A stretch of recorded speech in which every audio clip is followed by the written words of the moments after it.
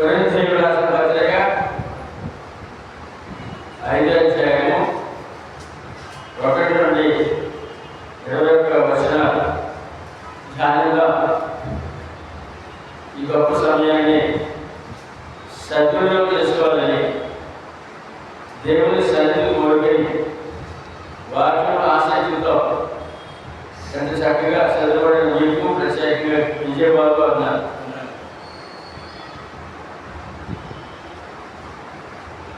భూమి మీద మన గుడారమైన ఈ నివాసము శిథిలమైపోయినను చేతి పని కాక దేవుడి చేత కట్టబడినదియు నిత్యమైనదియుడైన నివాసము పరలోకమందు మనకున్నదని ఎరుగుదుము.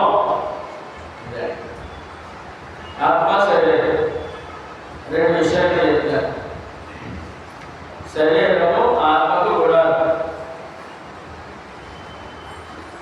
శరీరము ఆత్మకు గుడారం. లేదా చేయాలి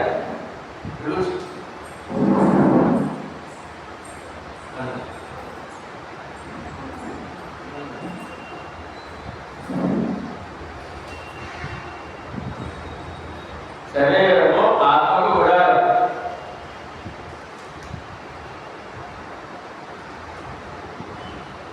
మనకి మన మానవ శరీరం 3 భాగాలుగా తెలియజేస్తున్నారు. మొదటి దశలో పత్రిక 5వ అధ్యాయము 23వ వచనంలో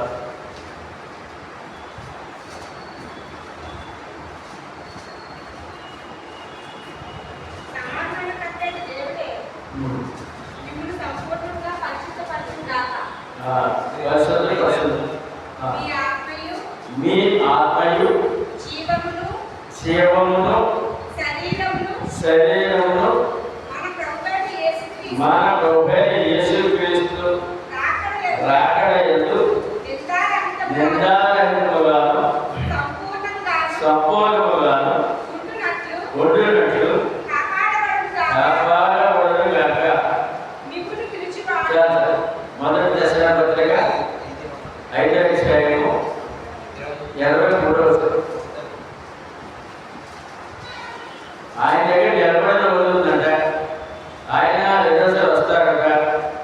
ఆయన దగ్గర శరీరము ప్రాణము ఆత్మ కూడా నిర్ధారంగా ఉండాలంట. ఆయన దగ్గర నిలబడిన ప్రతి మానవుడు నిర్ధారంగా ఉండాలంట. అది క్రీస్తులో ఆ యొక్క శరీరాన్ని ప్రాణాన్ని ఆత్మను కూడా నిర్ధారంగా పరిశుద్ధంగా సిద్ధపరిచే దేవుడు.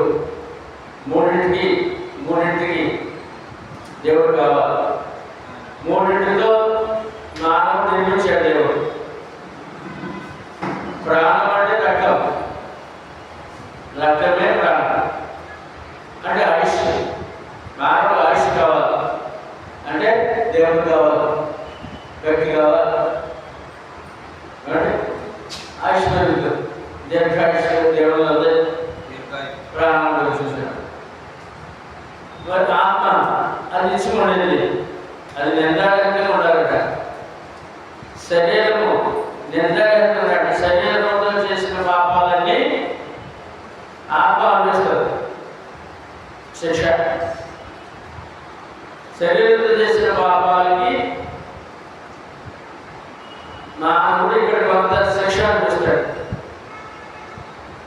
శరీరంతో చేసిన పాపానికి ఖచ్చితంగా మనిషికి శిక్ష అనిపిస్తాడు. తర్వాత ఆత్మ కూడా శిక్ష అనిపిస్తుంది. దేవుడి భాష కోల్పోతాడు. దేవుడి తోడు లేకపోయినా, ఆ భవిష్యత్తు లేకపోయినా, ఆ రక్షణ లేకపోయినా మూడు నష్టపోతారు. మూడింటితో మానవ నిర్మాణం దేవుడు చేశాడు. ఇక్కడ కొరింథీయులకు రాసిన పత్రికలో రెండింటిలో చెప్తున్నాడంట. ముందు 3 చూసాం, ఇక్కడ రెండింటిలో చెప్తాడు. ప్రాణము శరీరం మన గుడారమైన ఈ నివాసం అని మనం చూసుకోవాలన్నమాట. మన గుడారం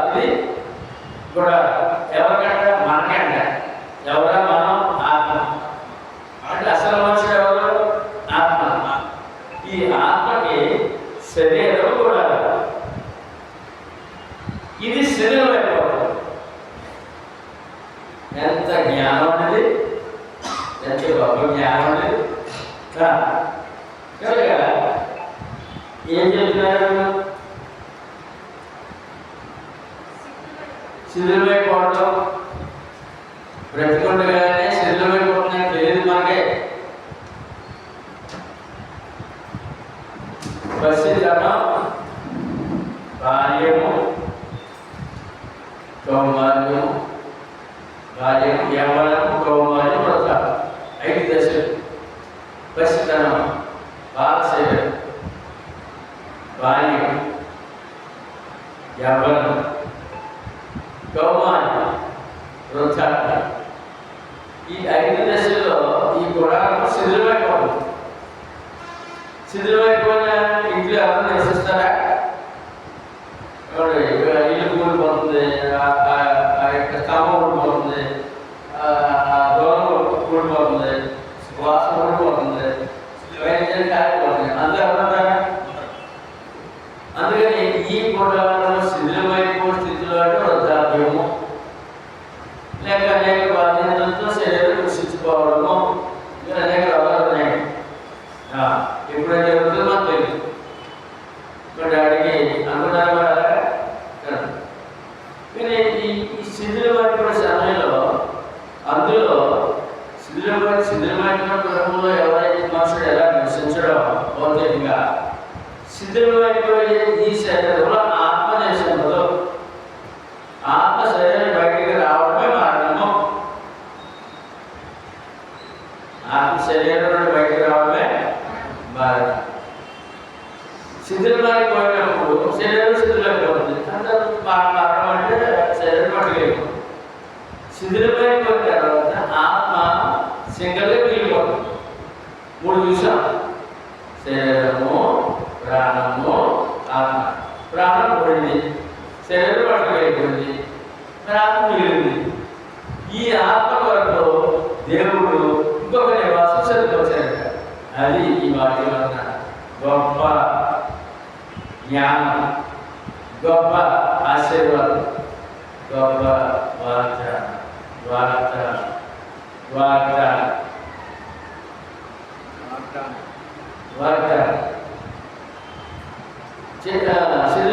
చేతిపని కాక దేవుని చేత కట్టబడినది. ఇప్పుడు ఆత్మకి ఈ శరీరం అవసరం కట్టబడింది, దేవుని చేత కట్టబడింది.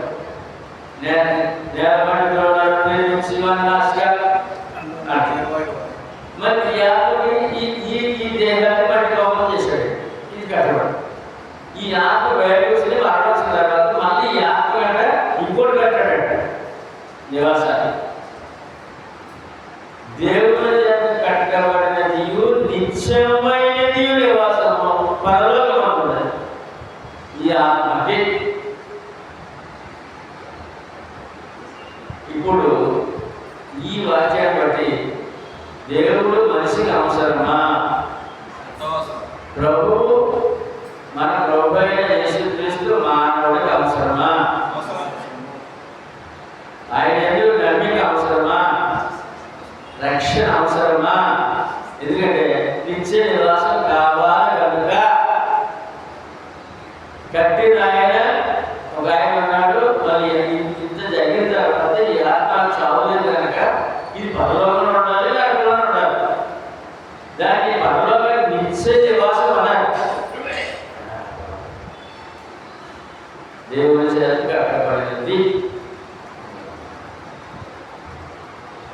చాలా చాలా చాలా చాలా అద్భుతమైన మాట. ఏ గ్రంథాలు చెప్పడం మాట్లాడి, ఏ జ్ఞాని చెప్పడం మాట్లాడి, లోపల ఎక్కడ తిరిగినా ఈ మాట మానవుడికి తెలియదండి. తెలుసా మానవుడికి? తెలుసా? అయితే మొదటి పత్రిక 1:5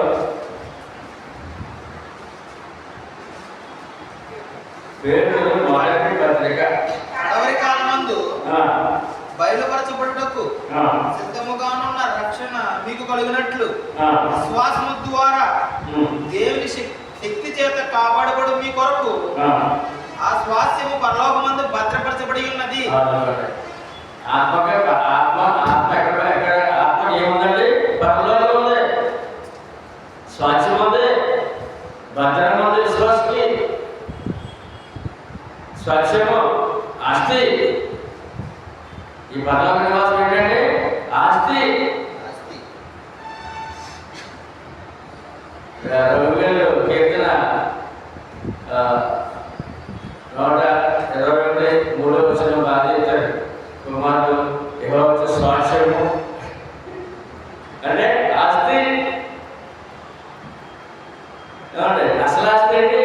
నీకు భవనం ఇల్లున్నా లేకపోయినా, పిల్లలున్నా లేకపోయినా, ఆస్తి ఉన్నా లేకపోయినా, ఏమున్నా లేకపోయినా, ప్రభు నమ్ము రక్షణ పొందుంటే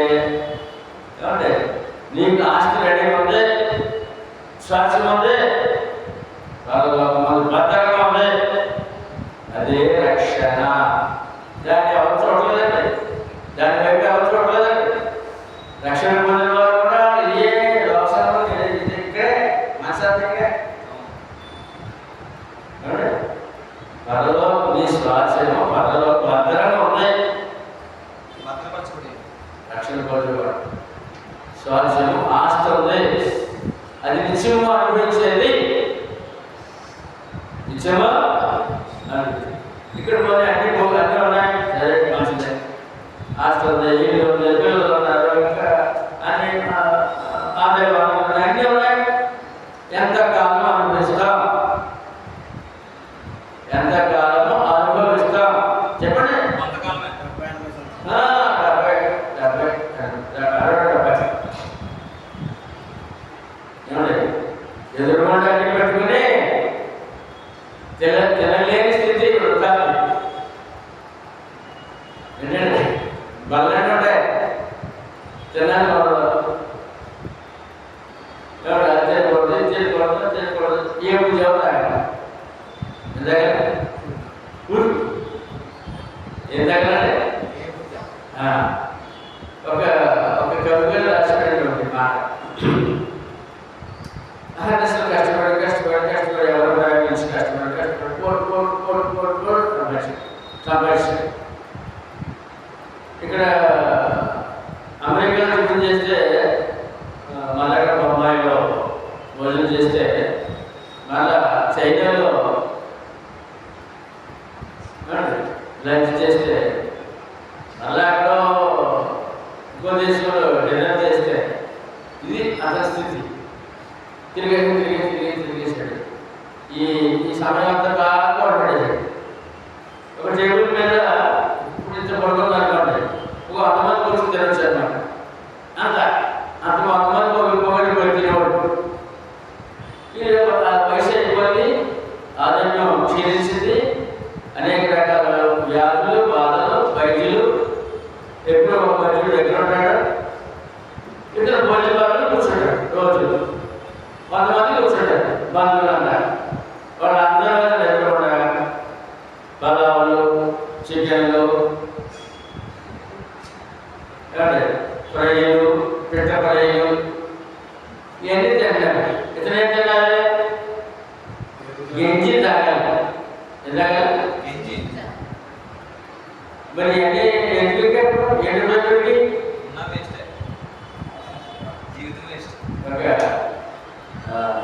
మరి ఈ కోట్లు ఎందుకు, ఈ బిల్డింగ్లు ఎందుకు, ఈ కార్లు ఎందుకు, ఈ కంటే తినడం లేదు. చెవులు కూడా పళ్ళు లేవు, అందుకని పెట్టలేవు. ఇంట్లో దుమ్ములు పట్టడానికి పళ్ళు లేవు, చెవులు కూడా షుగర్, బీపీ, అనేక రకాల వ్యాధులు. డాక్టర్ అడ్డుకున్నాడు.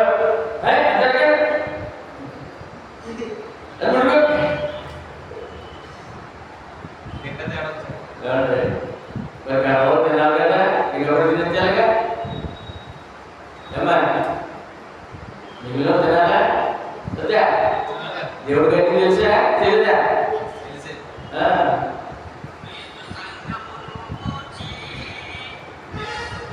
కనుక ఆత్మీయంగా చూస్తే సిద్ధపాటు కలిగిన ఒక పట్టణము కట్టబడి నిత్యమ నివాసం దేవుడు ఏర్పాటు చేసేసాడు. ఇది క్రైస్తవుడు నమ్మకపోతే చాలా కష్టాలు అనుభవిస్తాడు, రక్షణ కోల్పోతాడు. ఈ మహాభాగ్యమని నచ్చాలండి, నాకు పరలోకంలో చోటు ఉంది.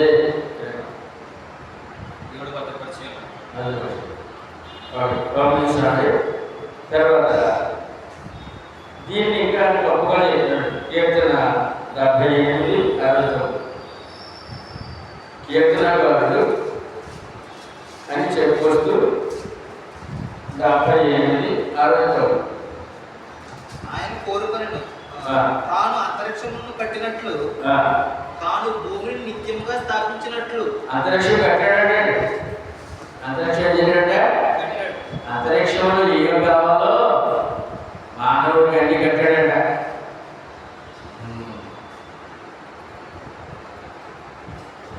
అది దేవుడు అలా నమ్మాలన్నా. తర్వాత భూమి మీద ఏమో నివాసాలు ఆయన చదువుకొచ్చాడు. భూమిని చదువుకొచ్చాడు. ఈ భూమి విడిచిపెట్టిన తర్వాత అంతరిక్షంలో కట్టుకున్నాడ. ఏమండి కీర్తనగారుడు 73 ఇలా చెప్తాడు. 23 అయినను నేను ఎల్లప్పుడూ నీ యొద్ద ఉన్నాను, నా కుడి చెయ్యిని నీవు పట్టుకొని ఉన్నావు, నీ ఆలోచన చేత నన్ను నడిపించదవు, తరువాత మహిమలో నీవు నన్ను చేర్చగలవు. కాబట్టి భక్తులకి ఏంటంటే చెయ్యి పట్టి నడిపిస్తాడు భూలోకంలో. దేవుడు చేయకు రక్షణ అందండి. రక్షణ అంటే దేవుడు చేయబడి నడిపిస్తున్నాడు భూలోకంలో.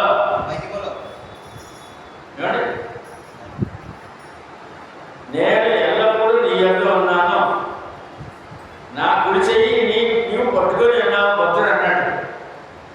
నువ్వు విశ్వాస లెక్కేంటి? నీ చెయ్యి ఎవరి చేతిలో ఉంది? నువ్వు రక్షణ పొందిన విశ్వాసంగా నీ చెయ్యి ఎవరి చేతిలో ఉంది? దేవుడి చేతిలో. వివాహం అయిన తర్వాత అప్పుడు వరకు సింగిల్ హ్యాండ్ అయినటువంటి అమ్మాయి కానీ అబ్బాయి కానీ పెళ్లిలో ఒక చేతిలో కలుపుతాడు జంటగా. ఇప్పుడు రక్షణ పొందితే ఈ విశ్వాస చెయ్యి దేవుడి చేతిలో ఉందంట. దేవుడు పట్టుకున్నాడంట, నడిపిస్తున్నాడంట. ఆ విశ్వాసం చెప్పండి, ఎప్పుడు భయపడవు, ఎప్పుడు చింతించవు, ఎవరిని పట్టించుకోలేక, ఏ మాటలు పట్టించుకోలేక, నా చెయ్యి దేవుడి చేతిలో ఉంది, ఆయన నడిపిస్తున్నాడు అంతే. అంత లోతైన విశ్వాసం మనకు కనపడలేదు. భయపడిపోతున్నాం, పిలుకోడు అయిపోతున్నాం. భక్తుడు అన్నాడు, నా చెయ్యి నీ చేతిలో, నా కుడి చెయ్యి నువ్వు పట్టుకొని ఉన్నావు అంటే నా కుడి చెయ్యి నువ్వు పట్టుకొని ఉన్నావు. ఎలా చెప్పగలరా? మీరు చెప్పగలరా? మీరు చెప్పగలరా? దావీదు చెప్తున్నాడు, చెప్పగలరా? చెప్పగలరా? మరి అయితే వెనకబడాల్సి దేని మీద ఎవరో నేను అన్నారు దులిపేసుకోవాలి. పోయిన వారం చేయకూడదు, చేప బాగుంది. ఏం చేయలేదు? పుట్టువరకు చూద్దావా? పుట్టువరకు చూద్దావా? ఏమైనా దులిపేస్తా సమస్య కూడా దులిపే కనుక ఇంకో మాట అన్నారు చూడండి, చాలా గొప్ప. నీ ఆలోచన చేత నన్ను నడిపించుతున్నావు. ఆలోచన కట్టండి. సమస్య వచ్చినప్పుడు, శోభన వచ్చినప్పుడు, ఎవరైనా దూషిస్తున్నప్పుడు, ఏమండి ఇంకా ఎందుకు బ్రతికంత ఇలా వికారం అయిపోయినప్పుడు ఆయన ఉన్నాడు. ఆలోచన చెప్పేవాడు. ఎటువంటి ఆలోచించాడు మీకు వేళ మన నిన్న వేళ ఎటువంటి కార్యము ఆలోచన చెప్పేవాడు ఉన్నాడు. ఏమా నీ గురించి చెప్తే ఆశ్చర్యపోయిందా? వస్తుంది డాక్టర్మా కంగారేంటి అమ్మది ఎక్కువ అంటే ఆలోచనకర్త ఉన్నాడు. ఆయన ఏం చేస్తాడో తెలుసు. దేవుడు ఆలోచనకర్త. ఆయన ఆలోచన మనం మనసు ఇస్తే, మనం చేయిస్తే, మన సమయం ఇస్తే నేను ఏ విధంగా నడిపించాలని తీసుకుంటాను. చేత కాదు, నా చేత కాదు కట్టం అని కనుక నీ ఆలోచన చేత దాన్ని నడిపించదేమో. తరువాత మహిమలో నీవు నన్ను చేసుకుంది ఇక్కడ ఈ విధంగా కనిపిస్తూ భక్తుడిని ఈ లోకం విడిచిన తర్వాత మహిమ లోకంలో ప్రవేశపెట్టాడు. అది నమ్మకం. భూలోకము తదుపరి ఆత్మక మహిమ లోకము, శరీరానికి భూలోకము, ఆత్మక మహిమ లోకము. మహిమా శరీరంతో ఎందుకంటే ఇప్పుడు విశ్వాసం నమ్మకపోతే మన హస్తమాన లోపమే కనపడుతుంది. అది ఎవరైనా దూషిస్తారు కనపడుతుంది, అశుభాలు కనపడతారు, మన బాధ్యతలు కనపడతారు, మన కష్టాలు కనపడతాయి, బాధలే కనపడతాయి, దేవుడు కనపడతాడు. ఇది నమ్మకపోతే ఆత్మక శరీరం కూడా వాగ్దానం ఉంది అక్కడ.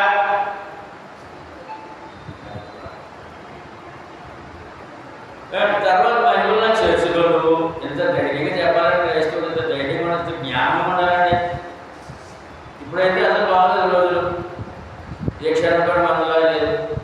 క్రైస్తవుడి మీద అయితే ఇంకా అదే 10 మంది చూస్తున్నారు. మరి ఆ సమయంలో నీ ఇంట్లో కష్టాలు, ఊళ్ళో కష్టాలు, శరీరంలో కష్టాలు ఎన్ని వచ్చినప్పుడు ధైర్యం ఉండాలంటే 2 మాటలు చెడిపోటు నడిపిస్తాడు. ఆలోచన చెప్పే దేవుడు ఈ లోకంలో శాశ్వతం కాదు, పరలోకంలోనే ఉంది. మహిమలో కూర్చోబెట్టి సిద్ధంగా ఉన్నాడు ఆయన అని అంటూ ఇంకో గొప్ప మాట అన్నాడండి. 35:25 ఆకాశం మందు నీవు తప్ప నాకెవరున్నారో. ఇదండి ఏంటంటే ఏమండి, ఇక్కడ ఉండాలి అమ్మా, ఇక్కడ తోడు ఉండాలి, అక్కడ తోడుగా. దేవుడు ఏంటండి ఈ సంగతి లోకానికి తెలియదు, ఏ జ్ఞానికి తెలియదు. దైవ జ్ఞానంతో ఆయన భక్తుడు మాట్లాడు. దైవ జ్ఞానం పొందిన భక్తుడు దావీదు మాట్లాడు. నీవు నాకు ఎక్కడున్నావు? ఆకాశం మందు నీవు తప్ప నాకు. ఆకాశం అందండి, ఆకాశం అందండి. ఆకాశం ఎంత అయిపోతావా? ఆత్మకే అని మాట. ఆకాశం మందు నీవు తప్ప నాకు ఎవరున్నారు? నీవు నాకు ఉండగా. అమ్మా ఇదిలే మాట్లాడు. నీకు ఒక్క మాట పట్టుకుంటే ఎంత బలమైన దైవం. నీవు నాకు ఉండగా లోకములోనిది ఏది నాకు అక్కర్లేదు. అంత మాట. ఇంక ఈ మాట బలంగా మనం పట్టుకుంటే దేని గురించి భయపడతాగా, దేని గురించి ఆశిస్తాం? ఏది లేదని గురించి బ్యాకెట్ కూడా ఏదో లేదని బ్యాకెట్ ఉండదు కదా. ఇప్పుడు ఉండదు, ఇది నమ్మితే. ఆకాశమందు నీవు నన్ను తప్ప నాకు ఎవరున్నారు? నీవు నాకు ఉండగా లోకంలో ఏది నాకు అక్కర్లేదు. దాన్ని భక్తుడు చెప్పి ఇవాళ ఆ దావీదు భక్తుడు నమ్మిన దేవుడే మనం నమ్మాం.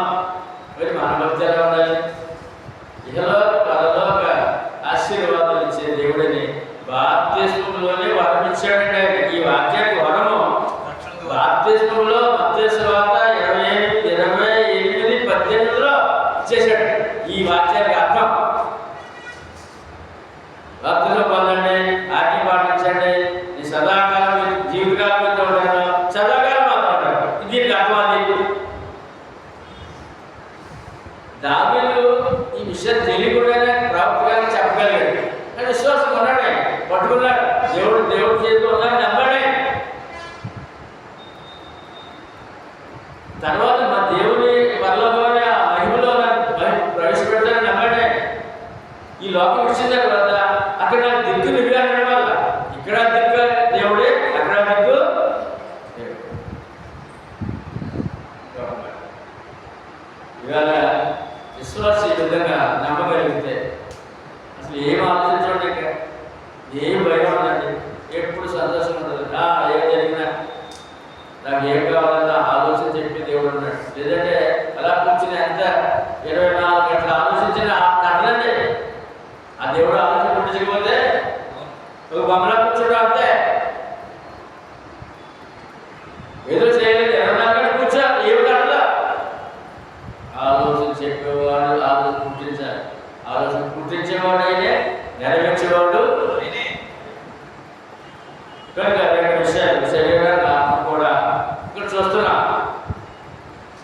తర్వాత 7వ వచనం.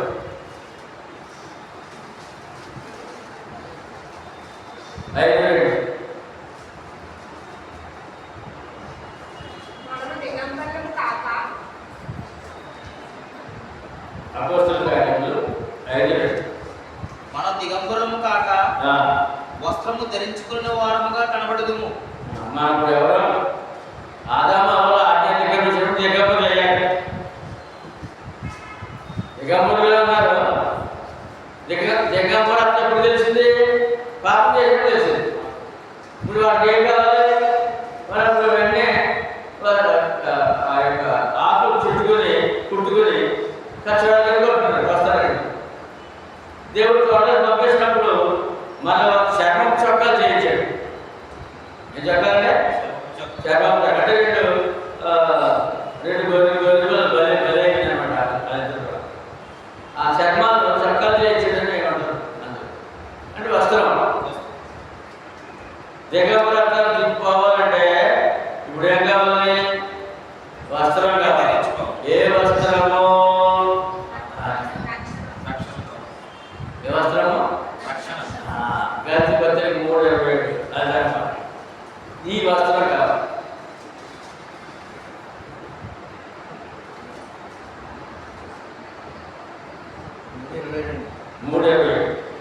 క్రీస్తులోనికి బాప్తిసం పొందిన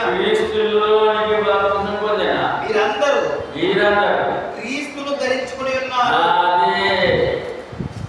క్రీస్తులో బాప్తిసం పొందిన మీరందరూ క్రీస్తుని ధరించుకున్నారు. ఎవరున్నారు? ఈ దిగంబరత్వం మీద ఎవరున్నారు? క్రీస్తుని ధరించుకున్నారు. క్రీస్తు ఏంటి? పరిశుద్ధుడు, పరిశుద్ధతను, నీతిమంతుడు, నీతిని, మహిమ గలవాడు, మహిమను, శక్తివంతుడు, శక్తిని. అన్యులు ఆయా దేవతల వస్త్రాలు వేస్తారు కదా, అలాగా ఈ కనపడని వస్త్రం. అంటే ఇప్పుడు రక్షణ పొందడం వాడు దేవుని దగ్గర దిగంబరిగా కనపడుతున్నాడు. రక్షణ ఎంత అవసరమో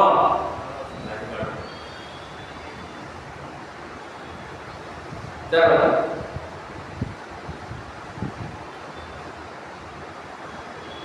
కాబట్టి పరలోకము నుండి వచ్చు మన నివాసము దీనిపైన ధరించుకొని అపేక్షించుచు దీనిలోకి ములుగుచున్నాము. ఇప్పుడు దిగంబరత్వం ఉంటే ఆయన వచ్చినప్పుడు మరి ఈ దిగంబరత్వం కలిగిన వారు అలా కనపడితే తీసుకెళ్ళి నరకలు పడతారండి.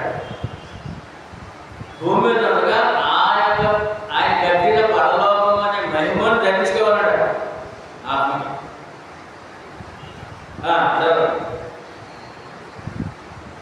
ఈ గుడారంలో ఉన్న భారం మోసుకొని ములుగుచున్నాము. ఇది గుడారం వేసుకుని భారం మోస్తూ మూలుగుచున్నాము. ఎవరు మూలుగుతున్నాడు? ఆత్మ. మన ఏదైనా మన శక్తి గురించి బరువు ఉంటే శరీరం అలాగా మూలుగుతుంది. ఆ బరువు మోస్తూ అలాగా ఈ పాప శరీరాన్ని మోస్తూ ఈ శరీరం మూలుగుతుందట. ఈ ఆత్మ మూలుగుతుందట. ఇది తీసివేయవల్లని కాదు, కానీ మత్స్యమైన జీవము చేత మృంగివేయబడినట్లు ఆ నివాసము దీనిపైన ధరించుకొని కోరుచున్నాము. ఏ నివాసము? పరలోక నివాసం. పరలోకం కావాలి అంటే ఏమై ఉండాలి? క్రీస్తుని ధరించుకుని ఉండాలి. క్రీస్తులో ధరించబడు బాప్తిసం పొందాలి. రైట్. దీనిని ఇక్కడ చూద్దాం. ఇంకా చూద్దాం. 4వ అధ్యాయము కొరింథీయుల పత్రిక 4:7. కొరింథీ 4:7. 2వ కొరింథీ 4:7.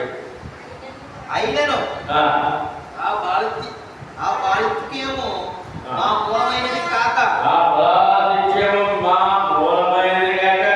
దేవుని ఉండినట్లు మట్టి ఘటములలో ఈ ఎన్నటి శరీరము మల్టీ ఘటము. ఈ మల్టీ ఘటములో ఏమిటంటే క్రీస్తు ఐశ్వర్యము, రక్షణ, సువార్త, దేవుని వాక్యము అంటే ఈ మట్టి ఘటములో క్రీస్తు ఐశ్వర్యం పెట్టాడు. ఐశ్వర్యవంతులము. ఈ ఐశ్వర్యం నింపుకున్న వాడు ఈ మట్టి గట్ట మట్టి వెళ్ళిపోతే ఆ నింపుకున్న హృదయాన్ని బట్టి పరలోకంలో తెలుసుకుంటాడు అని చెప్పడానికి మీరు ఎంత గొప్పవారండి కొరింథీయులో ఉన్న క్రీస్తు సంఘం వారు అని పౌలు గారు మాట్లాడారు. ఈ మట్టి గట్టలో మేము ఈ ఐశ్వర్యం నింపుకున్నాం, అది మీకు పంచిపెట్టాం అని అపోస్తలులు అంత ప్రౌఢంగా చెప్తారండి, గొప్పగా చెప్తున్నాడు. శరీరమైన మట్టి ఘటము, అందులో క్రీస్తు ఐశ్వర్యం, సువార్త, రక్షణ, దేవుడు వాక్యమైన దేవుడు, వాక్యము తొలిపుకున్నది ఐశ్వర్యము అని చెప్తాడు. పేదల పత్రిక 2వ పత్రిక 1:13 అంటారు.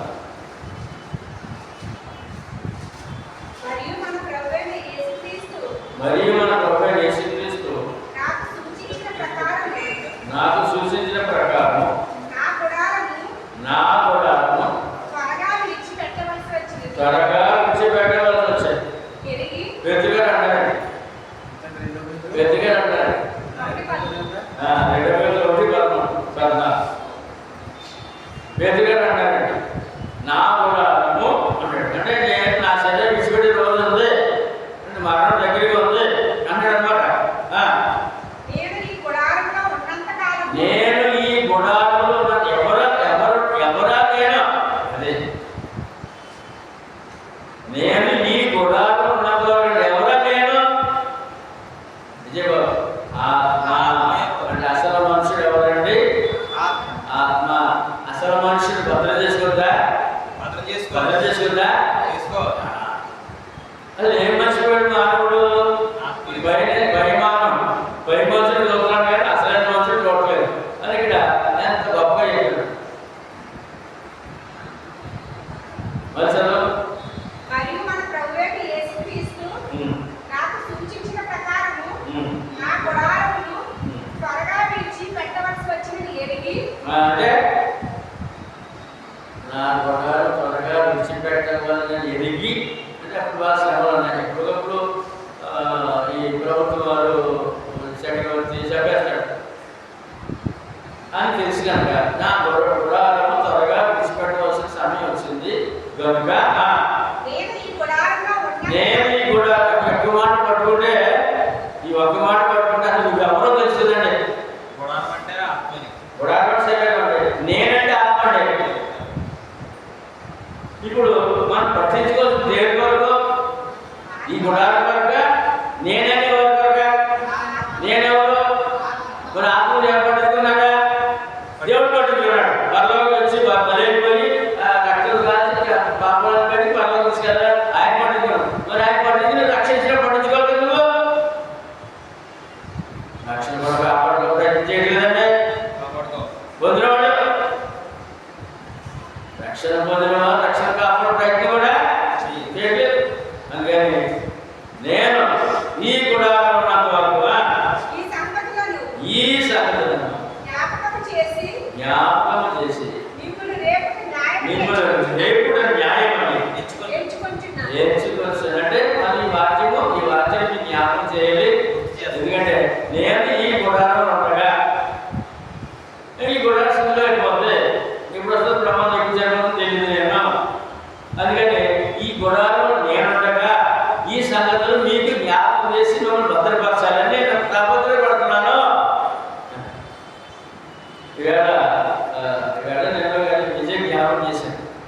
ఎవరంటే యవ్వన ప్రాయంలో రక్షణ పొందిన వారు వారికి సత్యస్వార్త అందించినప్పుడు వారు లోపల బాప్తిసం పొందినప్పుడు వారిలో ఈ సత్యవాక్యము 70-80 సంవత్సరాలు నివసిస్తారు.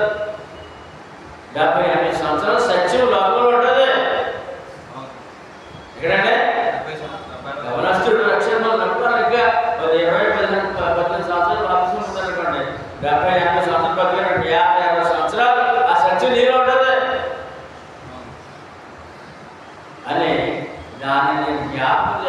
నాలో ఉంది ఆ సత్యాన్ని ఆ వాక్యాన్ని మళ్ళీ జ్ఞాపకం చేసి మేము పురుగొలుపుతున్నానని చెప్పి పేతురు శరీరం గురించి ఆత్మ గురించి కూడా చక్కగా మాట్లాడడం జరిగింది. ఈ రెండు తేడాలు మనం తెలుసుకోవాలి. ఇప్పుడు శరీరం అని పక్క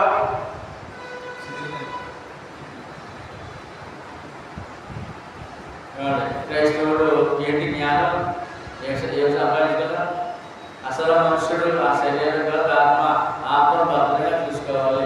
ఆత్మను పోషించుకోవాలంటే వాక్యంతోనే, ఎందుకంటే ఆత్మతోనే. యేసు ప్రభు సైతాన్ని శోధించినప్పుడు ఆకలి చేసిందంటే ఇంటికి ఉపవాసం ఆకలి చేసిందంటే అది తెలిసిపోయింది. అడిగే యేసు ప్రభు చేసినప్పుడు నీకు తెలీదా? నీ గురించి తెలీదా? నా గురించి తెలుసా? వచ్చేసాడు. వచ్చేసి దొరికేద్దా నేను అనుకున్నాడు. అనుకుని ఆకలితో బాధపడడానికి ఈ రావడం తీసుకుని దేవుడికి మాటైతే అప్పుడు ఆయన అన్నాడు, మనుషుడు రొట్టె వలన మాత్రం కాదు కానీ దేవుని వాక్యం వలనే బ్రతుకుతాడు అన్నాడు. ఏ మనుషుడి గురించి మాట్లాడాడు దేవుడు? ఆత్మ గురించి. ఆత్మకు ఆహారం ఏం కావాలి? వాక్యం కావాలి. ఆత్మకి ఏం కావాలి? వాక్యం.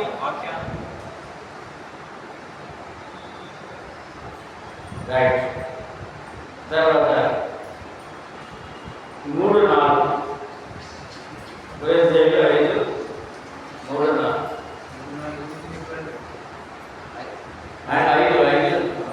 ఐదు చెప్పాలి. 5 దీని నిమిత్తము మనలను సిద్ధపరిచిన వాడు దేవుడే. మరియు ఆయన తన ఆత్మను సంచకరులను మనకు అనుగ్రహించి ఉన్నాడు. ఈ పరలోకం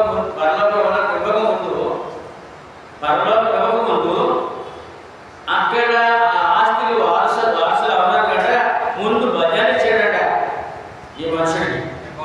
ఏమొచ్చాడంటే భజన.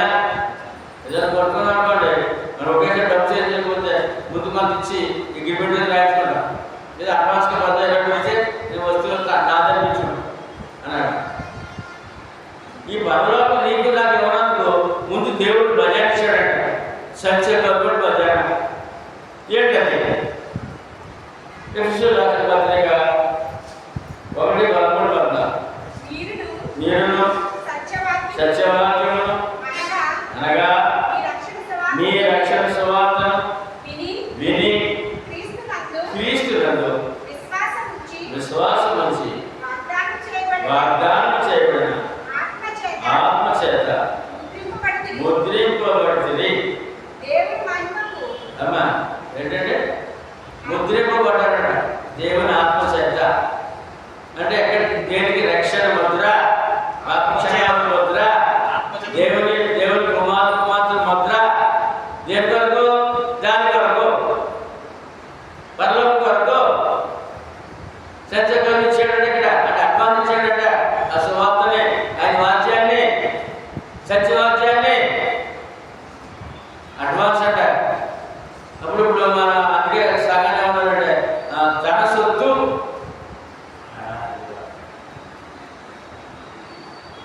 ఎవరంటే మనం క్రీస్తు సంఘాన్ని ఎవరంటే అపోస్తలుల కార్యాలు 20:28లో దేవుడు తన స్వరక్తం నుంచి సంపాదించిన తన సంఘం, తన సొత్తు.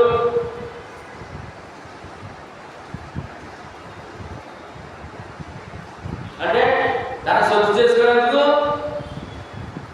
ఆ వస్తువుని ముందుగా తను చేసుకుని అడ్వాన్స్ ఇచ్చి బజార్ ఇచ్చి పుట్టాడుగానే తనకి వెళ్ళిపోతుంది. అంటే ఇప్పుడు బజార్ ఏంటి? ఆయన రక్తదాతలు. దేవుడు తన స్వరాన్ని సంపాదించిన తన సంఘము రక్తదాతలు. ఆ శివమానుడు సువార్త సత్యవాక్యము. 14 దేవుని మహిమకు కీర్తి కలుగుటకై ఆయన సంపాదించుకొని ఎవరంటే మనం పుస్తకాన్ని చూసాం. రక్తం ఇచ్చి దేవుడు రక్తం ఇచ్చి సంపాదించి ఇక్కడ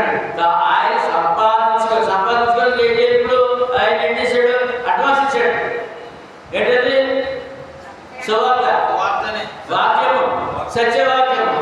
సత్యవాక్యం నీకు దొరకపోతే, సువార్త దొరకపోతే ఆయన సొత్తుగా నీవు అడ్వాన్స్ నీకు దొరకలేదు. విశ్వాసం నుంచి ఆయన సొత్తుగా ప్రజలకు విమోచనము కలుగు నిమిత్తము ఈ ఆత్మ మన స్వాస్థ్యముకు సంచిపరువుగా ఉన్నాడు. తన ఆత్మ మన స్వాస్థ్యమునకు మనస్వాస్యములకు అంటే మనకు రాబోయే ఆస్తికి ఈ వాక్యము, ఈ సువార్త అడ్వాన్స్గా బజారా ఎందుకంటే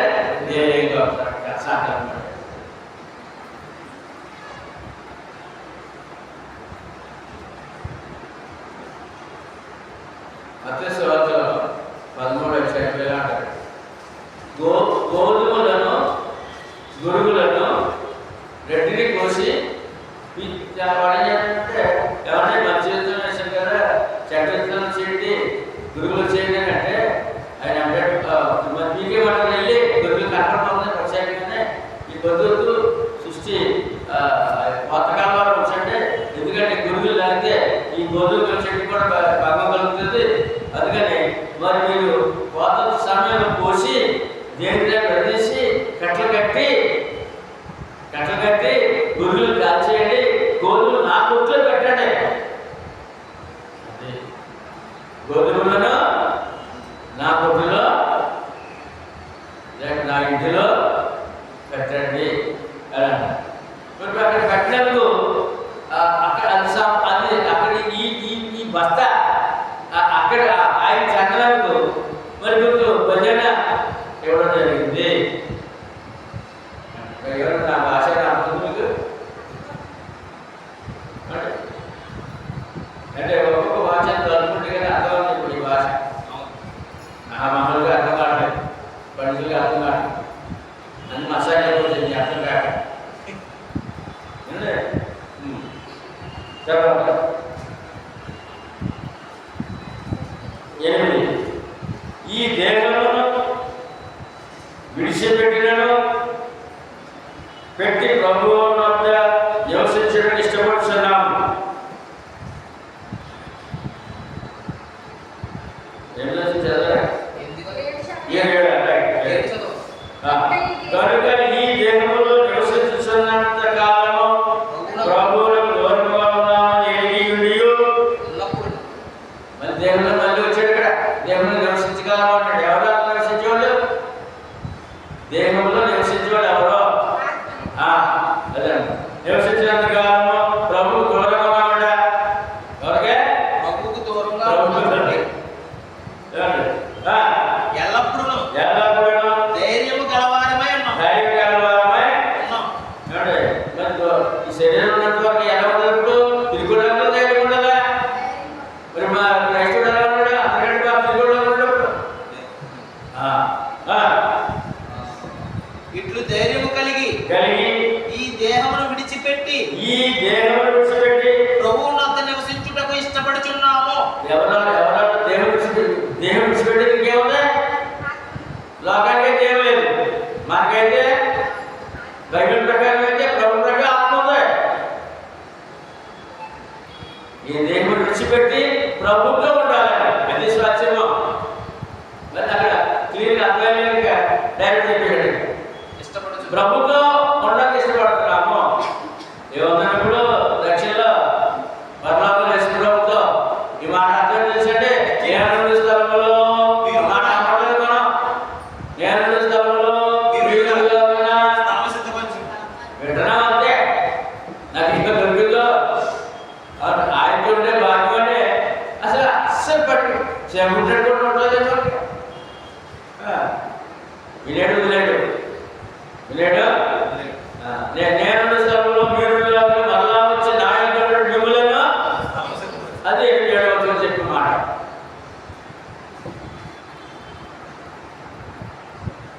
దేహమును విడిచినను ఆయన క్రీస్తులపై ఉండవలని మీకు అపేక్షిస్తున్నాం. ఎందుకనగా తాను జరిగిన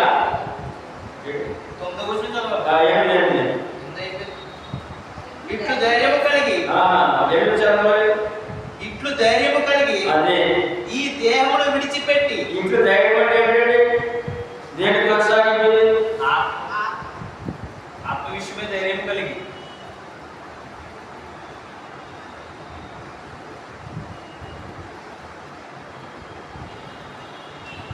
ఈ దేవుడు విడిచిపెట్టి ప్రభుత్వం ఉంటామని ధైర్యంతో ధైర్యం కలిగి ఈ దేహమును విడిచిపెట్టి ప్రభువులంతా నివసించడానికి ఇష్టపడుతున్నాం. మన ఇష్టం ఏంటి? అపోస్తలులు చెప్పిన మాట అది. మన ఇష్టం ఏంటి? క్రైస్తవ ఇష్టం ఏంటి? ఇక్కడే పుట్టుకట్టు భూదేవుడు ఉన్నాడు మానవుడు. ఇక్కడే పుట్టుకట్టు భూదేవుడు ఆలోచనతో ఆ మనసుతో తప్ప అపోస్తలుల మనసు క్రైస్తవులు లేకపోతే చాలా నష్టపడ్డారు. ఈ దేవుడు విడిచిపెట్టి ప్రభువుల వద్ద నివసించడం ఇష్టపడుతున్నాం. ఎంతమంది కష్టపడేవాళ్ళు? ఈ దేవుడు విడిచిపెడతాం తెలుసా? అది తెలుసా? తెలుసు తెలుసు. విడిచిపెట్టితే దేవుడు లేదు కాపాడుతున్నాడు. మరి నువ్వేమంటా? విడిచిపెట్టిన దేవుడు విడిచిపెట్టితే దేవుడు లేదు అంటే కాపాడుతున్నాడు. మరి నువ్వేమంటా? ఆత్మ ఉంది ప్రభుత్వం ఉంటారని చెప్తాను. అదే ఆత్మ ఉంది ప్రభుత్వం ఉంటారు. ఆత్మ అసలు మనుషుడు ప్రభుత్వం ఉంటాడు. అది నీ విశ్వాసం, నీ ధైర్యం. అపోస్తలులు అలాగే ప్రారంభపెట్టారు. నేను చనిపోయిన వాళ్ళని ప్రభుత్వం ఉంటారు.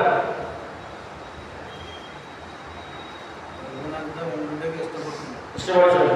అదే ఏ ఇష్టం అప్పుడు అపోస్తలుల ఇష్టం అదండి. మరి విశ్వాసం ఇష్టం ఏంటి? ఇప్పుడు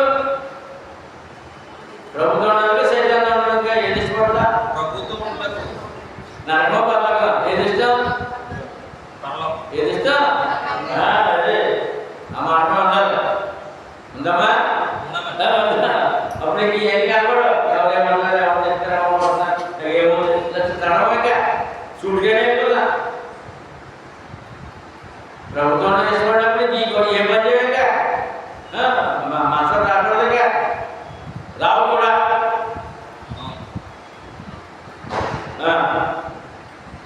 కావున దేహమందునున్న దేహమును విడిచినను ఆయనకి ఇష్టలపై ఉండి వల్లని. అదే ఇప్పుడు ఎలా ఉండాలి క్రైస్తవుడు? ఎవరు చెప్తారు ఇది? కొరింథీ పట్టణంలో క్రీస్తు సంఘానికి చెప్తారు. దేహమందునను అంటే బ్రతికున్నా చనిపోయినా ఆయనకి ఇష్టలుగా ఉండాలి. మిగులు అపేక్షించుచున్నాము. బ్రతికున్నా మీ మాట్లాడుతున్నాడు. బ్రతికున్నా చనిపోయినా దేవుడికి ఇష్టలుగా ఉంటే బ్రతికున్నంతకాలం ఆశీర్వాదము, ఆరోగ్యము, క్షేమము ఈ లోకం ఇచ్చిన తర్వాత ప్రభుత్వం ఉండే అవకాశం. నివసించే దేహమందు ఉన్నాను, దేహము లేకపోయినాను. ఎందుకనగా తాను జరిగించిన క్రియల చెప్పున అవి మంచివైనలో సరే చెడ్డవైనలో సరే. బ్రతికున్నా దేవుడు ఇష్టడు ఉండాలంటే చనిపోయిన ఇష్టడు ఉండాలట. అంటే అర్థం చేసంటే పండు వృద్ధాప్యం వరకు వాక్య ప్రకారం జీవించవలసిందే. అప్పుడు దేహమందు ఆత్మయందు కూడా నీవు దేవుడికి ఇష్టడు, దేవుడికి ఇష్టడు, ఆత్మీయకి ఇష్టడుగా, శరీరంగా కూడా ఇష్టడు. దేవుడికి ఇష్టమైతే ఎవరు మనకి ఏమి దీవెన ఉండదా? ఉండదా? ఇప్పుడు మనం ఒక్కొక్క మనిషి వరకు మనం తాపుతాడు. ఈవిడ్ని వీడికి ఇష్టంగా ఉంటాయి, నాకు మేలు జరుగుతుంది, ఆనందంగా ఉంటాడు. ఈయనకి ఇష్టమైతే నాకు మేలు జరుగుతుంది, ఆనందంగా ఉంటాడు అని కొంతమంది మనుషుల గురించి మనం ఆలోచిస్తాం. మరి దేవుడికి ఇష్టంగా ఉండాలి ఆలోచించాలి కదా. నిజబాబు, మనుషులు అలాంటి ఇష్టంగా ఉండాలి లేదా వాళ్ళు నేర్చుకొని అనుకోరా? అనుకోవా? మరి దేవుడికి ఇష్టంగా ఉండకపోతే ఇష్టం కోరుకుంటాం కదా. అందుకని ఇష్టలుగా ఉండాలని కోరుకుంటున్నాను. ఇప్పుడు అసలు ఎందుకనగా తాను జరిగించిన క్రియల చెప్పున అవి మంచివైనలో సరే చెడ్డవైనలో సరే దేహముతో జరిగించిన వాటి ఫలమును ప్రతి వాడును పొందునట్లు మనమందరము క్రీస్తు న్యాయపీఠం ఎదుట ప్రత్యక్షము కావాలను. తెలుపుందండి, తెలుపుదా? తెలుపు. ఎందుకు మంచిగా ఉండాలి? బ్రతికినా చనిపోయినా అని అంటే ఆయన దగ్గర నిలబడే రోజు ఉంది. అది భయం. ఎందుకు వాక్యం జీవించాలి? వాక్యం ప్రకారం జీవించాలి. ఎందుకు భయపడి జీవించాలి? ఎందుకు భక్తిగా జీవించాలంటే ఆయన దగ్గర నిలబడే రోజు ఒకటి ఉంది. మంచివైనా సరే, మంచివాడువా చెడ్డవాడువా, రక్షణ పొందనావా రక్షణ పొందలేదా, ఏమండి భయం కలుగుతున్నావా, భక్తి భయం ఉందా, భయం భక్తి లేకుండా ఎవరైనా సరే, నమ్మవా నమ్మలేదా, ఎవరైనా సరే ఆ క్రియను బట్టి ప్రతిఫలం పొందడానికి ఆయన సింహాసనం నిలబడే రోజు ఒకటి క్రీస్తు సింహాసనం ఎదుట న్యాయపీఠం ఎదుట నిలబడే రోజు. ఇప్పుడు చెప్పండి, క్రీస్తు లోకానికి అవసరమా?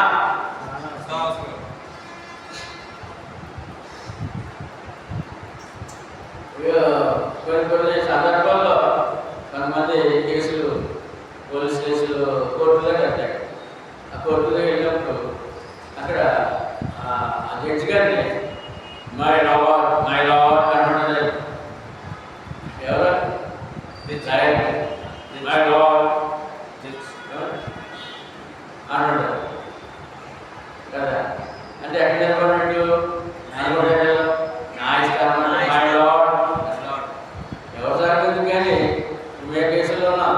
మేము వెళ్ళినప్పుడు ప్రభువా మీ యొక్క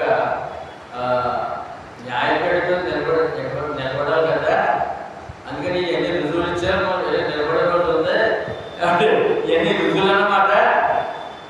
లోకంలో తప్పు చేస్తే ఇక్కడ న్యాయమూర్తి నిలబడాలి కదా, న్యాయమూర్తి దగ్గర నిలబడాలి కదా అని అది జ్ఞాపకం నాకు.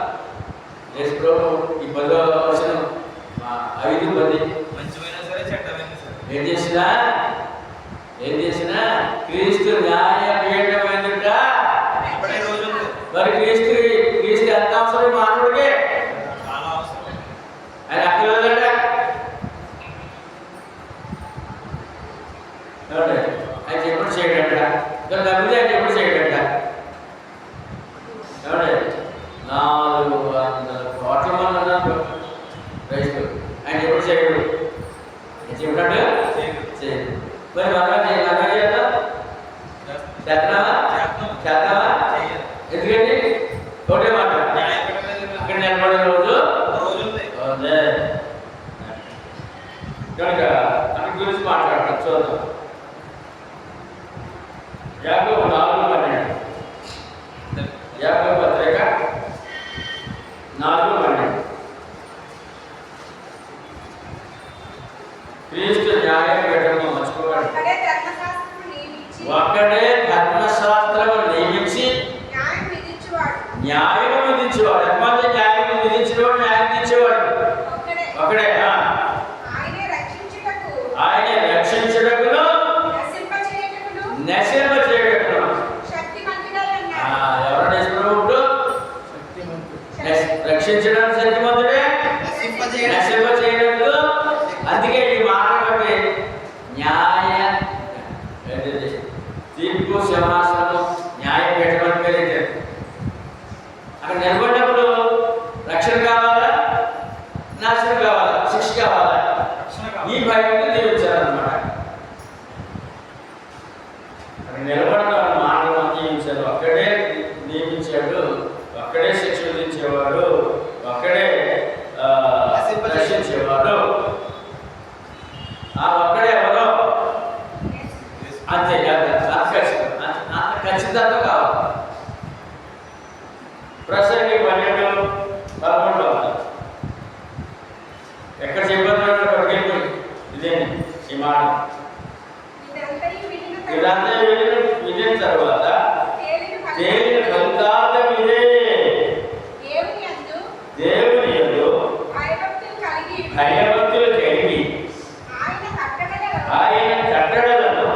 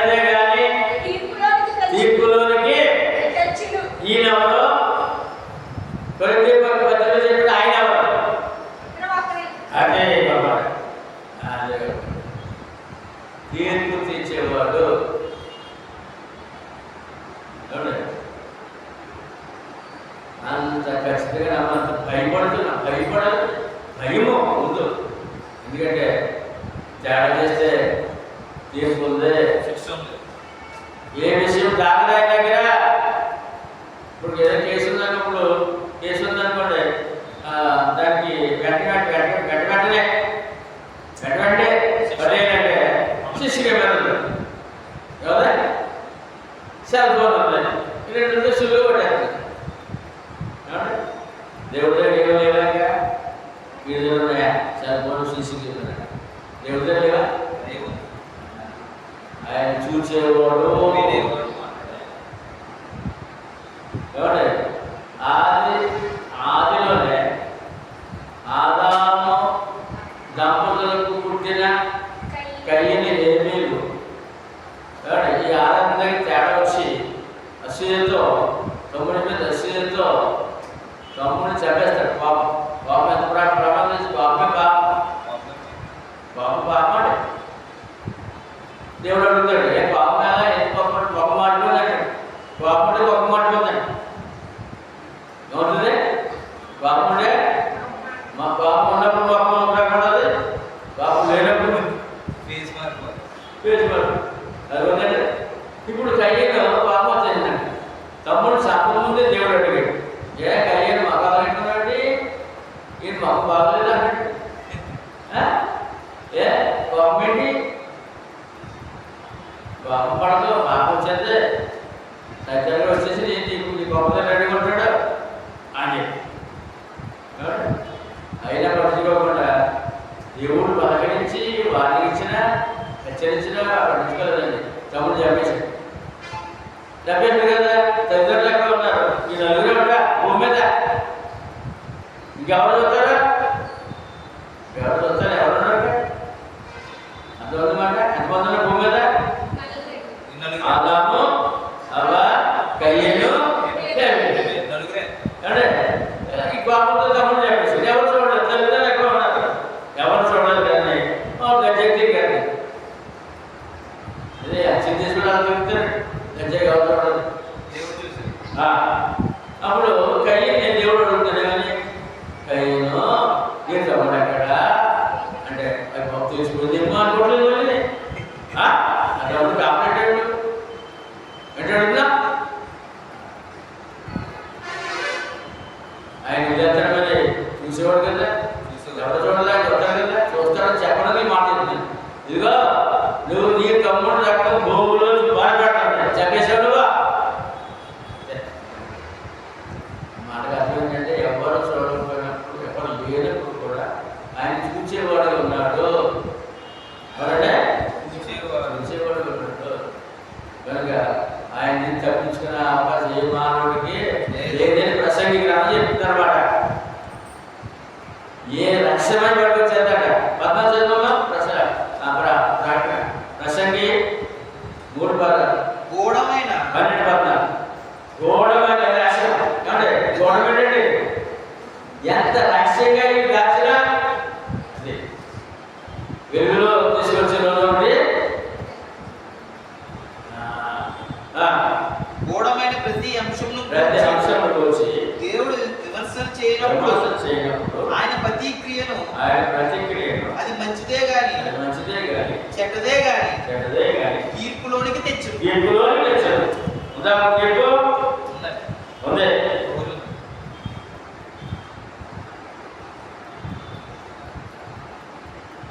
అందుకని ఈ 10వ వచనము ఎప్పుడు విశ్వాసం జ్ఞాపకం ఉండాలి ఆయన నిలబడే రోజు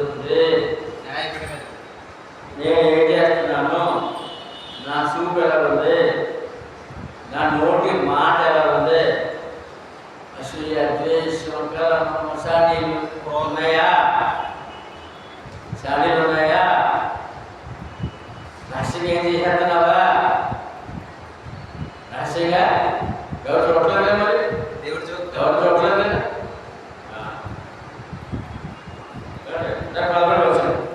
కావున నేను ప్రభు విషయమైన చూస్తున్నాను రోమా 14:10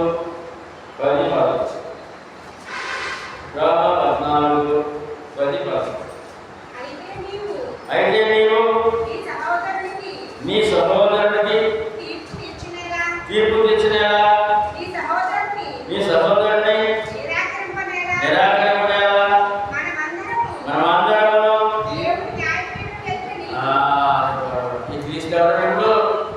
క్రీస్తు ఎవరండి? న్యాయపీఠం. దేవుని న్యాయపీఠం. ముందేమో క్రీస్తు న్యాయపీఠం అన్నాడు. ముందేమన్నారంటే క్రీస్తు మరి క్రీస్తు ఎవరంటే ఇప్పుడు దేవుడు. దేవుని న్యాయపీఠం. జాగ్రత్త. మానవుడు భయం ఉన్నాడు. ఇప్పుడు మనం చూస్తాం కదా లేదు, భయం లేదు. సెల్ ఫోన్తో ఎంత గొడవడు మానవుడు ఎంత చెడిపోయాడు. దేవుని న్యాయపీఠం ఎదుట చదవబడి న్యాయపీఠం ఎదుట నిలుచుదు. ఇప్పుడు క్రీస్తు వేరు దేవుడు వేరా? విజయబాబు, క్రీస్తు వేరు దేవుడు వేరా? క్రీస్తు వేరు దేవుడు వేరా? రెండూ ఒకటే. ఇప్పుడు అక్కడ ఏమన్నారు? క్రీస్తు న్యాయపీఠం అన్నారు. ఇక్కడేమో దేవుడు న్యాయపీఠం ఎదుట. ఏమండి? నా తోడు ప్రతి మోకాలు నా ఎదుట వంగును, ప్రతి నాలుకయు దేవుని స్తుతించును అని ప్రభు చెప్పుచున్నాడు అని వ్రాయబడి ఉన్నది. కనుక మనలో ప్రతి వాడును తన్ను గురించి దేవునికి లెక్క అప్పగించాలి. ఏంటంటే ఎవరికి? దేవునికి. దేవుడి గురించి ప్రతి విషయంలో లెక్క అప్పగించాలంటే ఎంత భయపడాలంటే ఇప్పుడు ఎంత భయపడి చెప్పండి, ఎంత భయం ఉండాలి? లెక్క అంటే మాటల్లో లెక్క. మాట్లాడే ప్రమాదం ఉన్నాయి. మనం ఏదో అనుకుంటా లడగడ మాట్లాడుకుంటాం. ఎవరు ఎక్కడెక్కడ వార్తలు అక్కడికి, అక్కడ వార్తలు ఎక్కడికి మోసేస్తుంటారు. మాటలు కూడా తిరుగుతూ వచ్చేదంట. మాట్లాడేలా చెప్పాలంటే దేవుడికి నీకు లెక్క ఉండదేమో. నీ మాట్లాడే మాటలకి ఆయన లెక్క. నీ తల వెంట్రుకలే లెక్క. ఏంటమ్మా? ఏంటమ్మా? ఏంటమ్మా? నువ్వు లెక్క పెట్టుకుంటా? తల వెంట్రుకలు అమ్మ లెక్క పెట్టుకుంటా? రోజు తగ్గుతుంది కదా. ఎవరు లెక్క ఒకటి? ఎవరు కనుక మాటలు కూడా ప్రతి మాట లెక్క. మత్తయి సువార్త 12:34 నుంచి ఎంత ప్రమాదం తెలుసంటే మనకి అర్థం చేసుకోవడం మనం అర్థం కావట్లేదు. నేను నా నోరు తెరిచి మత్తయి 12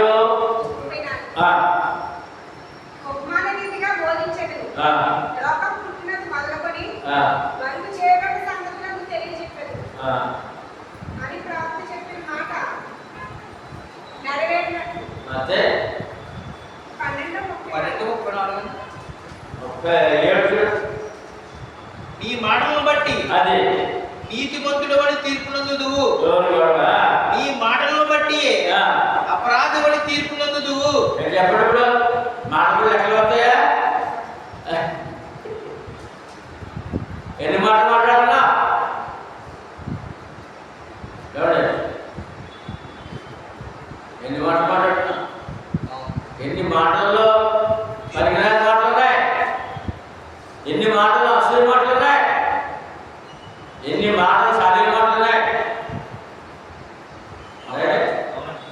అన్ని లెక్కలు వస్తాయా? నీ లెక్క చెప్పాలి. మాటలు లెక్క చెప్పండి. భయపడుతుంటే డోర్ బాగుండగా ఉండాలి.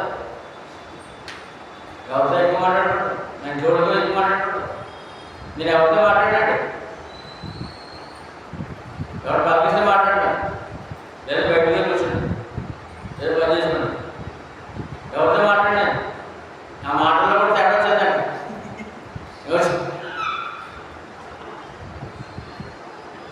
ఎవరు మాటలు ఎంత బాగుందా?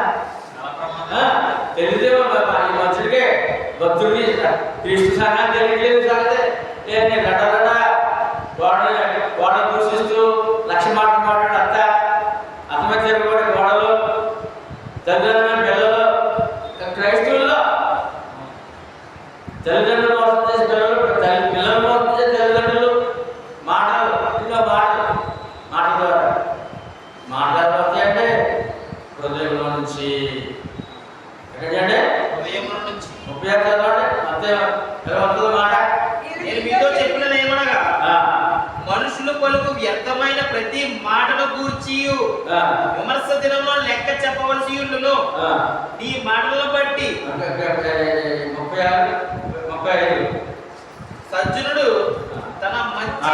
ధననిధిలో ఆ. నుండి ఆ. సద్విషయములను తెచ్చును. ఆ. దుర్జనుడు ఉమ్. తన చెడ్డ ధననిధిలో నుండి ఆ. దుర్విషయములను తెచ్చును. ఇప్పుడు నువ్వు చెడ్డోడుగా చెడ్డోడు మందుడుగా చెడ్డాను మందుడుగా మాటలు తెచ్చిపోతాడ నీ మాటలరా హృదయం నిండి అదిగో అబ్బాయి అన్నమాట. హృదయం నిండి ఉన్న దాన్ని బట్టి నోరు మాట్లాడను. ఎంత ప్రమాదించిన నోరు తిన్నదికి కాదండి, తిన్నదిగా అనుకున్నామా? ఎంత ప్రమాదం నోరు. ఏమన్నా ఎక్కడి నుంచి ఎక్కడ వస్తుందా? హృదయం నిండి ఉన్న దాన్ని బట్టి నోరు మాట్లాడు. చెడ్డవి మంచివి కూడా. చెడ్డమే మంచిది. హృదయం నింపేసుకొని ఒక్కొక్కరు అంటుంటారండి. కొంతమంది కథలో కూడా రాస్తారు. అవును ఏదో విన్నానంటే ఆవిడ గిరగ తిరిగేస్తుంది. ఎవరు చెప్పాలి నా కడుపు ఉబ్బిపోయింది అంటున్నాడ. అవునే నా కడుపు ఉబ్బిపోయింది. అదేంటే మా కడుపు పోతే ప్రార్థన చేసుకుంది అంటారండి. అలా కాదు, నేను ఏదో విన్నాను, అది ఎవరికి చెప్పే వరకు కడుపు ఉబ్బిపోయింది కక్కేది. ఇదేమో అక్కడ కూడా బయట తల్లి ఆ దాన్ని లెక్క చెప్పాలి అన్నాడు.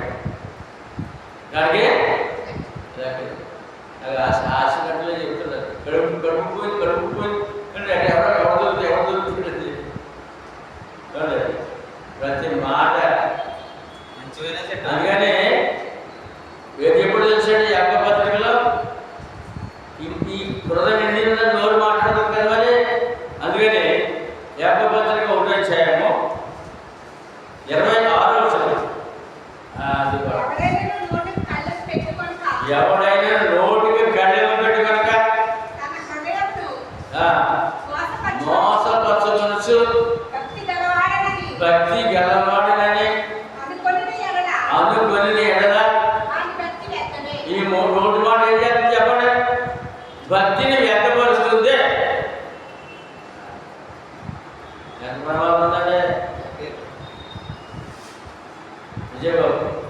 నోటి మాట ఏం చేస్తుంది? భక్తిని వ్యక్తపరుస్తుంది. అందుకని గడి వేసుకుంటాడు. ఏమంటే దేవుడి గురించి మాట్లాడాక ఎక్కువ మాట మాట్లాడకూడదు, అనవసరం మాట మాట్లాడు. దేవుడికి మాట్లాడేది ఎక్కువ మాట. రైట్ 11వ వచనం చేద్దాం. కావున మేము ప్రభు విషయమైన భయము నెరిగి మనుషులను ప్రేమించుచున్నాము. అమ్మా ఏమంటే మరి ఇక్కడ తీర్పు ఉంది కదా. అందుకని మేము భయపడి అని అప్పుడు చెప్తున్నారు. మేము ప్రభు విషయమై భయము కలిగి. ఇదేంటంటే మాట, మేము ప్రభు విషయమై భయము కలిగి. ఏంటి దీనికి కారణం? 10వ వచనము కారణము ఏంటంటే ప్రభు ఎవరో న్యాయపీఠం కూర్చునే తీర్పిచ్చేవాడు అని ఆయన చెప్పి 10వ వచనానికి 11 చెప్పాడు అనమాట. కాబట్టి మేము ప్రభు విషయమై భయము ఎరిగి మనుషులను ప్రేరేపించుచున్నాము. బాబు తీర్పు జాగ్రత్తగా ఉండండి చెప్తున్నాము. అదే మనం చెప్పాలి. వాళ్ళ నోరు మనం మాట్లాడుకున్నామండి. ఏమండి వారి మనసు వారి ఇష్టం అండి. ఇలా చెప్పచ్చా? చెప్పకూడదు. మా స్వాతం ఉందండి. అలా అమ్మగారు ఏం మాట్లాడినా చిన్న మాట్లాడే ఏం మాట్లాడుతున్నావు అమ్మా? దేవుడు అంటాడని తెలుసా నీకు?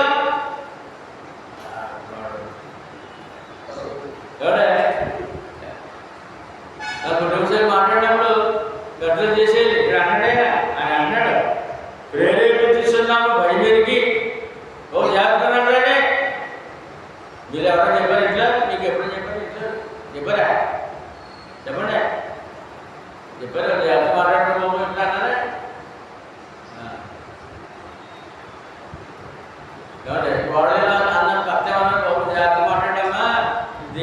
సమాజం చెప్పాలి బాబు అనాలి. అందుకని కోడలు పడుకోకూడదు. కోడలు అన్నప్పుడు అలాగే అత్తగారు ఏంటంటే అందనుకోండి ఎందుకు అంత బతుకు అనకూడదు. దేవుడు సమాజం చెప్పాలి అత్త జ్ఞాపకం పడ్డారు. ఎవరు చెప్పాలి? ఎవరికే? దేవుడికి సమాధానం.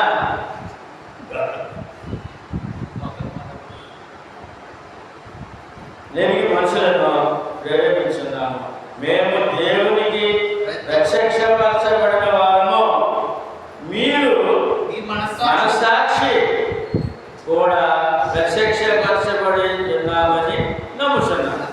ఏమంటే మేము ఏం మాట్లాడుతున్నామో, ఏమి చెప్తున్నామో, ఎలా ప్రయాణం చేస్తున్నామో, ఎలా గట్టిగా ఉన్నామో ప్రత్యక్షంగా దేవుడు కనపరుచుకున్నా నమ్ముచున్నాం. మీరు కూడా మీ యొక్క ఆత్మ విషయంలో ప్రత్యక్షపరచుకుంటారని దేవుడు తీర్పున్న బైబిల్లో జీవిస్తారని మేము నమ్ముతున్నాం. మీకు అంటే ఇది అపొస్తలులు సంఘం, సేవకుడు సంఘం. సేవకుడు జాగ్రత్త ఉండాలి, సంఘము సంఘం జాగ్రత్త ఉండాలి, సేవకుడు ఇంట్లో ప్రతి వాళ్ళు జాగ్రత్త ఉండాలి. రక్షణ పొందడం తెలియదండి. ఏదో ఏమన్నా మాట్లాడతారు, ఏమైనా విసిస్తారు, ఏమైనా చేస్తారు. రక్షణ పొందిన ఉన్నారు కదా, వాళ్ళు అత్త కోడల మధ్య, తండ్రి కొడుకుల మధ్య, లేక భార్య భర్తల మధ్య మాటలు చాలా జాగ్రత్తగా ఉండాలి. లేదంటే చాలా ప్రమాదం ఉంది. ఆయన తేలిపోతున్నాం, మనం ప్రత్యక్షపరచబడుతున్నాం, చూస్తున్నాడు అని. ఇంకా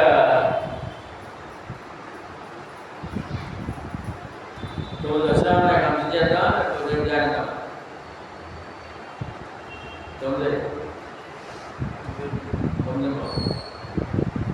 ఓకే ఏం చేద్దాం? ఓకే అండి. సాయంత్రం పిల్లలు బయటకు వెళ్ళాలి. మనం 11 ధ్యానించామండి. ఓకే, చాలా విషయాలు వచ్చాయి కదా. ఈ 5వ విషయం చాలా గొప్పదండి. పరలోక ఆస్తి ఉందని చెప్పడం, శరీరం ఆత్మ ఉందని చెప్పడం, దేవుడికి లెక్క చెప్పాలని చెప్పడం.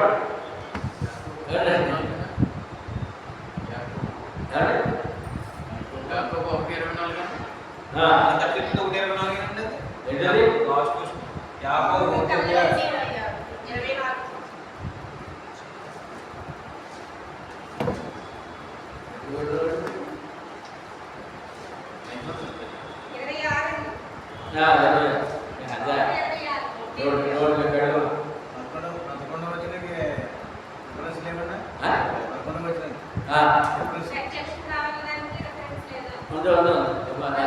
అది చూసిన వాళ్ళు చూసుకుందా? ఓకే.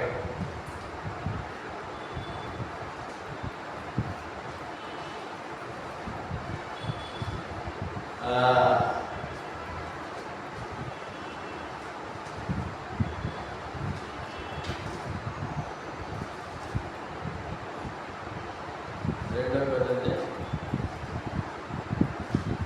5 చాలా గొప్ప చేయడంలో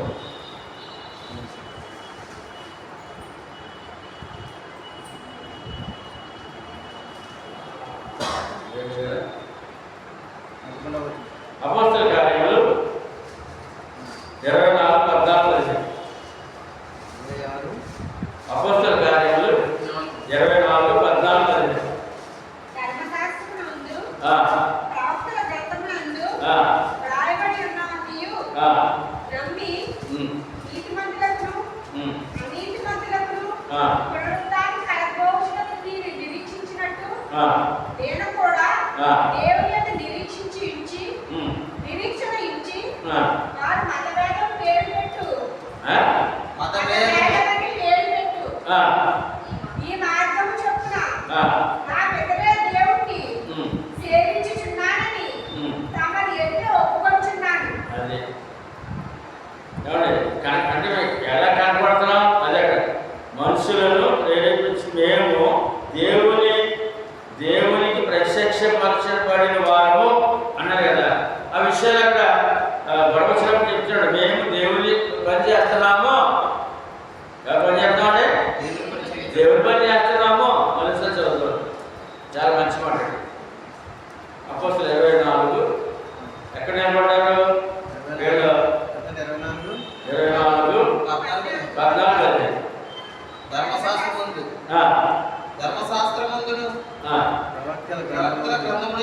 వ్రాయబడి ఉన్నవన్నీ నమ్మి.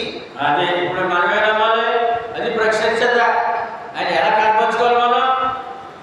ప్రవక్తల గ్రంథమందు ఏమండి కర్మశాస్త్రం ఏమైతే రాయబడ్డదో అది నమ్మిన వాళ్ళకే కనపడాలి. అంటే దేవుడి వాక్య పద్మం నమ్మిన వాళ్ళకి దేవుడు కనపడాలి.